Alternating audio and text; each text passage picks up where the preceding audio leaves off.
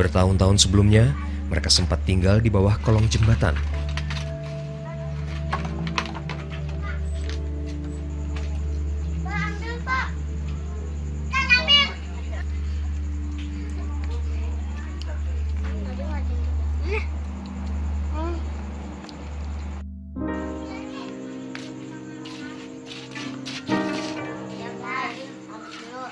Hati-hati ya. Salam. Jangan malam-malam pulang nih. Ririn, ada yang masukin dulu. Lihat Bapak di terminal, ada nggak? Setelah beristirahat sejenak, Ririn dan Dita memulai aktivitasnya mengamen. Kaki mereka melangkah menuju terminal Depok. Kalau lagi rame 20, kalau lagi itu suka 10 gitu, kalau nggak 15. Rame banget Tita ya. Iya. Macet lagi. Sore-sore gini mah macet. Yuk, ntar yuk kita ngemen yuk.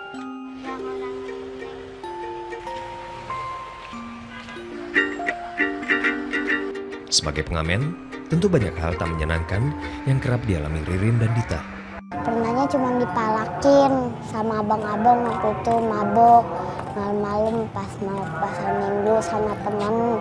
Terus duit aku kan ada sama temen. Terus diambil. Ya udah aku tarik aja langsung tasnya, aku kabur. Pernah diomelin sama nenek-nenek. Udah masih kecil ngamen, suruh mak lo gitu. Biarin aja bu, emang ibu ngasih, saya gituin aja.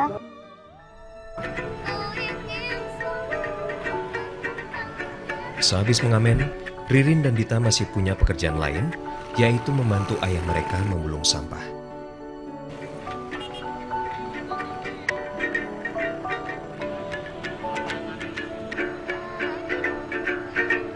Semua ini mereka lakukan dengan ikhlas demi menggapai sebuah mimpi. Irin pengennya biar sekolah yang tinggi, terusnya Irin bisa ngapain cita-cita Irin jadi dokter, biar nanti bisa senengin orang tua, senengin adik-adik Irin. Kalau misalnya jadi dokter kan enak, obatin orang, lagi obatin orang tua sendiri, seneng banget.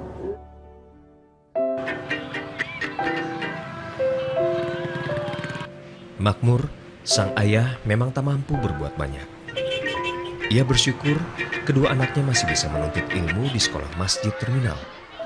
Sekolah gratis tersebut adalah harapan satu-satunya bagi masa depan kedua putrinya. Ya pokoknya saya mah minta ya, istilah kata anak-anak biarlah bapaknya begini, anak-anak kita jangan sampai kayak bapaknya, emaknya gitu aja, biar ada kemajuan dia itu. Dulu namanya anak terminal tahun 2090-an di sini, itu semuanya mabuk semua itu. Nggak ada yang nggak mabuk gitu.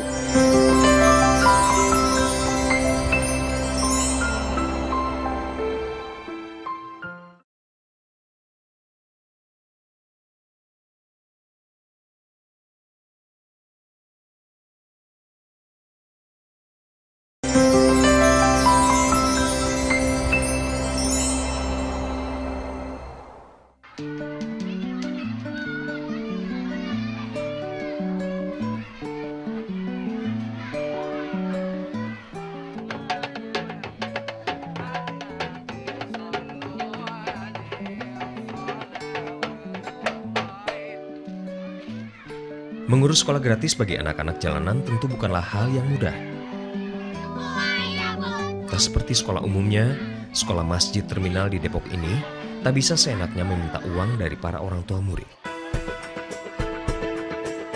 Hebatnya, 10 tahun sudah sekolah master ini berdiri, menampung ribuan anak jalanan dan anak dari keluarga miskin.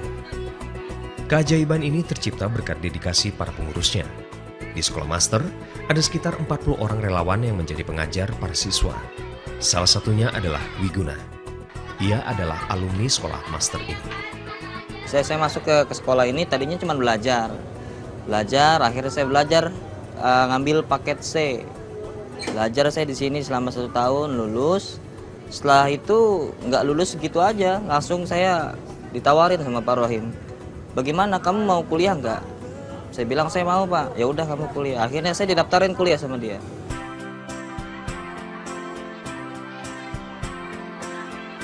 Sembari kuliah, Wiguna pun menjadi tenaga pengajar di sekolah master. Kalau buat mengajar anak-anak, kita pertama pertanyaannya kita mau sayang nggak sama mereka. Kalau kita punya dasar rasa sayang sama mereka, kita pun bisa gitu buat dididik mereka.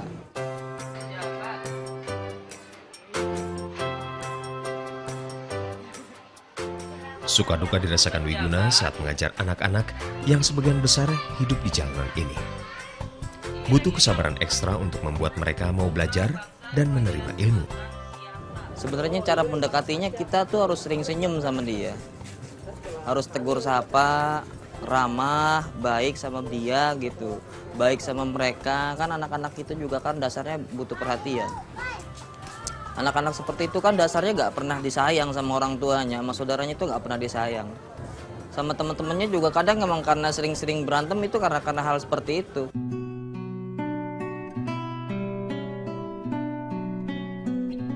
Selain sebagai tempat belajar, sekolah master juga menjadi rumah bagi anak-anak jalanan yang tak memiliki keluarga. Di antaranya Galuh dan Karim. Galuh dibawa ke tempat ini oleh warga setelah ia ditemukan tergencet di sambungan kereta. Nasib Karim lebih tragis. Karena mengidap epilepsi, Karim terjatuh di rel sehingga kakinya putus terlindas kereta. Setelah berbulan-bulan di rumah sakit tanpa ada keluarga yang menjenguk, akhirnya Karim dibawa ke sekolah master.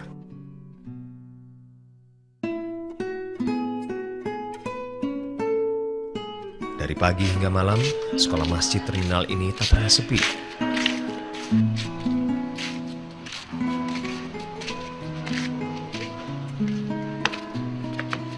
Saat malam tiba, ruangan-ruangan yang ada di sekolah menjelma menjadi tempat anak-anak beristirahat, melepas lelah sehabis bekerja. Aduh, capek banget ini gue nih. Mau makan apa mau tidur dulu nih? Makan aja. Makan aja sih. Makan aja. Tapi buat besok gimana duitnya? Bocah banyak.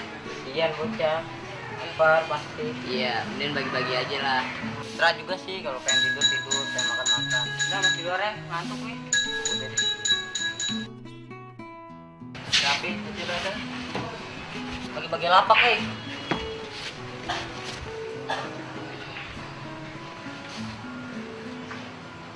Anak-anak jalan itu sederhana.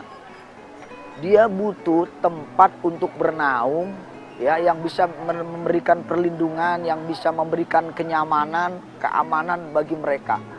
Jadi mereka tidak perlu fasilitas yang mewah-mewah sebenarnya. Selain menjadikan sekolah master sebagai rumah bagi anak jalanan, Nur Rohim juga mendirikan usaha bagi anak didiknya. Salah satunya dengan membuka lapak bagi pemulung dan membuat usaha sablon. Tujuannya agar anak didiknya bisa mendapatkan penghasilan.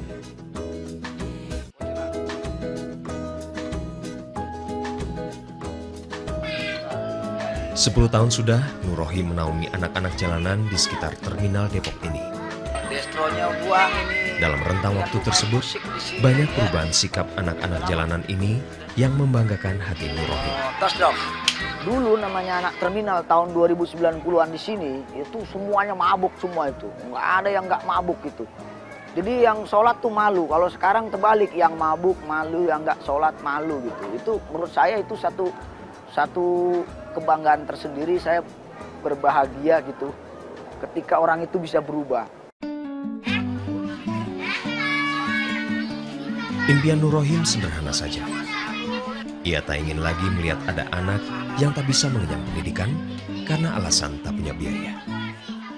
Saya berharap sekiranya negara masih berat untuk membuat sekolah alternatif seperti ini bisa menjadi contoh, paling tidak bisa membawa inspirasi bagi yang lain. Nah, ini bisa dikembangkan di kota-kota lain gitu, sehingga tidak ada lagi di bumi manapun, terutama di Indonesia, anak bangsa kita, generasi bangsa ke depan tidak sekolah lagi.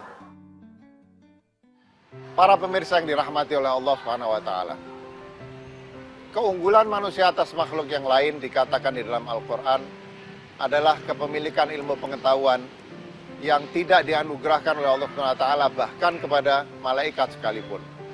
Di dalam kisah penciptaan Adam, Allah menyebutkan bahwa Bani Adam memiliki asma atau ilmu pengetahuan yang tidak dimiliki oleh makhluk yang lain. Di dalam Al-Quran, Allah SWT berfirman, A'udzubillahi minasyaitonir rajim, Iqra bismi rabbikal ladzi khalaq, khalaqal insana min 'alaq, Iqra wa rabbukal akram, alladzi 'allama bil qalam, 'allamal insana ma lam ya'lam. Dalam surat Al-Alaq ini Allah mengatakan bahwa tugas mengajarkan apa-apa yang tidak diketahui manusia adalah tugas Allah SWT.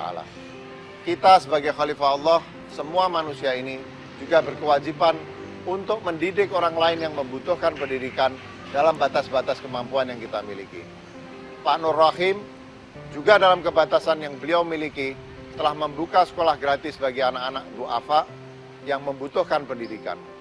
Jadi bukan saja pendidikan merupakan hak setiap orang, tapi juga pendidikan merupakan kewajiban setiap orang yang memiliki kelebihan yang dapat diberikan kepada orang yang lain. Demikianlah para pemirsa sekalian, wabillahi taufiq wal hidayah. Assalamualaikum warahmatullahi wabarakatuh.